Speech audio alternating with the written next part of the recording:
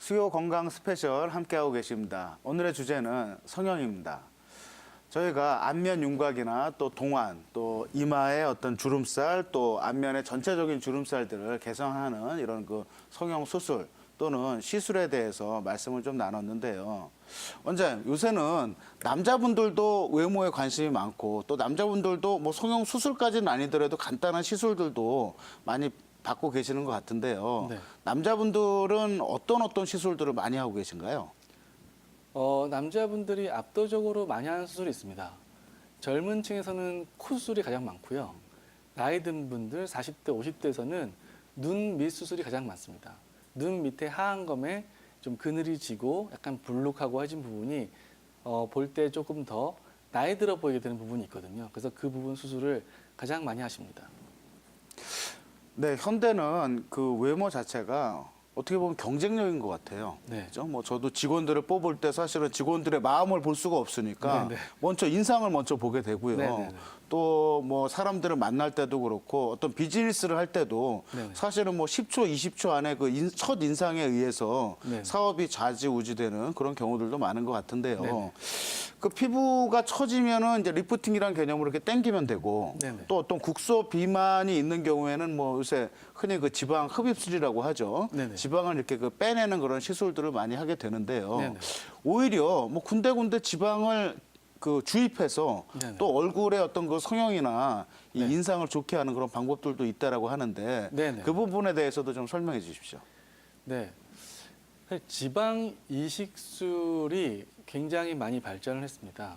그래서 이 사람의 얼굴이 나이가 들게 되면 결국은 얼굴에서 볼륨이 부피가 빠지는 경우가 많거든요. 그래서 흔히들 골다공증이 우리 몸의 팔, 다리에 뭐 무릎에만 온다고 생각하시는데 그게 그렇지가 않고 얼굴 뼈도 나이가 들면서 조금씩 작아집니다.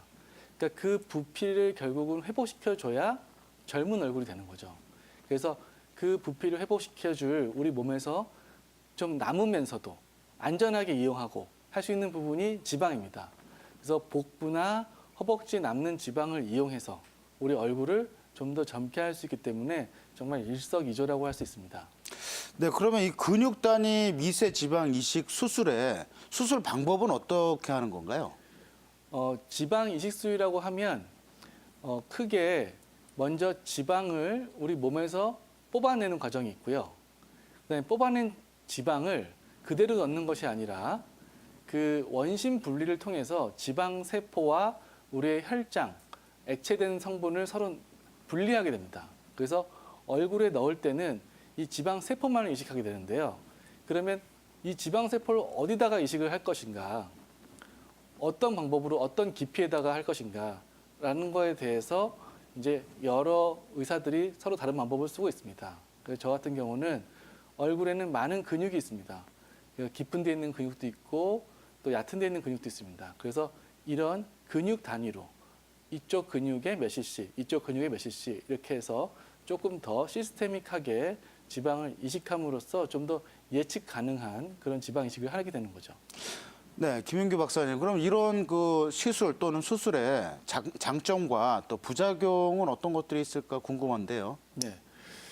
지방 이식의 장점은 아까도 말씀드렸지만 우리 몸에서 남는 부분을 이용하기 때문에 추가로 인공적인 물질을 쓰지 않고 수술할 수 있다는 게 가장 좋은 장점이고요.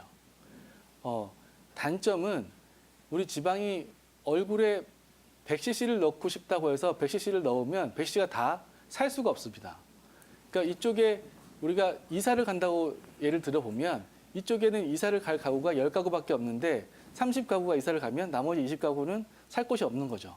그래서 지방 이식은 한꺼번에 해결할 수가 없습니다. 얼굴의 공간은 한정이 되어 있기 때문에 2번 또는 3번에 나눠서 이식을 해야 됩니다. 그래서 물론 환자분들 입장에서는 한 번에 해결을 하고 싶으신데 사실은 그게 한 번에 하면은 붓기만 많이 부을 뿐이지 좋은 결과를 얻을 수는 없습니다.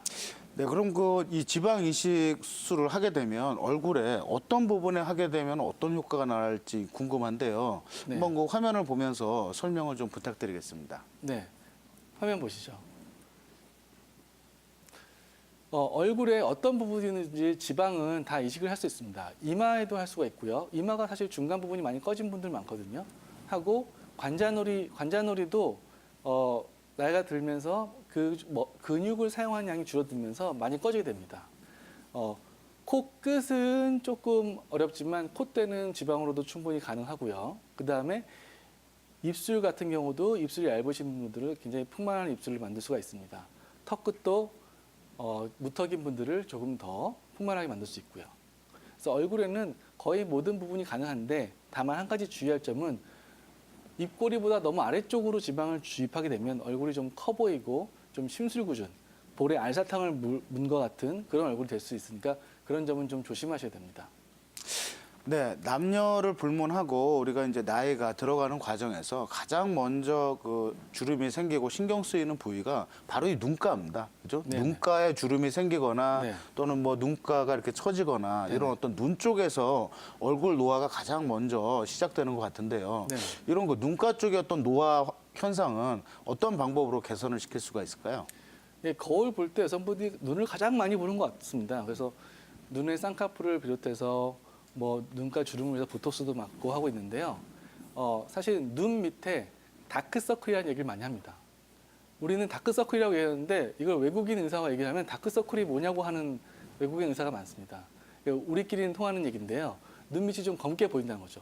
근데 이게 꼭 피곤해서 그런 게 아니라 사실은 이 초등학생, 중학생도 눈 밑이 어둡게 보이고 다크서클이 있는 경우가 많습니다. 꼭 나이가 들어서 그런 건 아닙니다. 우리가 안구와 얼굴 뼈와의 관계 때문에 생기는 건데요. 이 옛날에는 눈 밑에 아이백이라고 해서 지방 주머니에서 지방을 빼는 걸로 충분했지만 요새는 본인이 갖고 있는 지방을 재배치, 위치를 바꿔서 불룩한 부분은 오목하게, 오목한 부분은 불룩하게 함으로써 눈 밑을 좀 더 밝고 아름답게 만들 수가 있습니다. 네, 그 수술들이 상당히 많은 것 같아요. 다양하고. 네. 지금 말씀해 주신 이 하안검 수술의 어떤 그 적용 대상이나 또는 장점은 어떻게 될까요? 하안검 수술은 사실은 저나 안 원장님 같은 경우도 예. 지금 대상이 되고 있고요. 사실은 20대 젊은 친구들도 피부가 처진 것은 아니기 때문에 눈 안에 결막을 통해서 지방을 재배치해서 수술을 받는 분들이 상당히 많습니다.